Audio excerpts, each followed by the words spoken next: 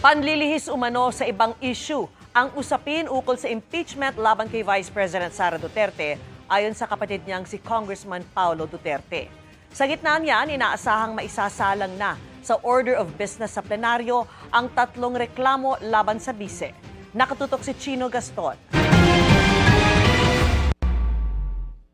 Ngayong nakahain na sa Kamara ang 3 impeachment complaint laban kay Vice President Sara Duterte at naitransmit na rin sa tanggapan ni House Speaker Bogie D, inaasahang maisasalang na ito sa Order of Business sa plenaryo. The moment it is done, yung referral to the Justice Committee after matalakay sa Rules Committee, then pwede na i-refer sa Justice Committee. At pag mangyari yan, considered na nga, deemed initiated na yan for purposes of the 1-year bar rule. Pero sa gitna ng usaping impeachment laban sa Vice Presidente, may pahiwatig ang kanyang kapatid na si Davao City 1st District Representative Paulo Duterte na tila panlilihis daw ito ng issue. Tanong ng kongresista, nakalimutan na raw ba ang trilyong pisong anomalya sa flood control o sadyang pinalilimot ang issue? Noong una raw may mga investigasyon ng Independent Commission on Infrastructure o ICI pati ang Senate Blue Ribbon Committee.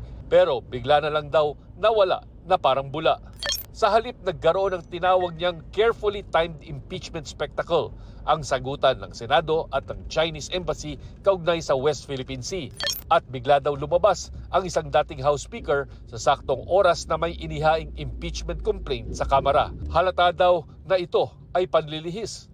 Si Vice President Duterte naman tinanong kung sa tingin niya ay may kinalaman ng impeachment laban sa kanya sa umugong na term sharing umano sa Senate presidency sa pagitan ng kasalukuyang Senate President Tito Soto at ang balak daw nilang iluklok sa hinaharap na si Senador Loren Legarda. Nabuo ito ngayong posibleng umabot sa paglilitis sa Senado ang impeachment complaint ni Duterte.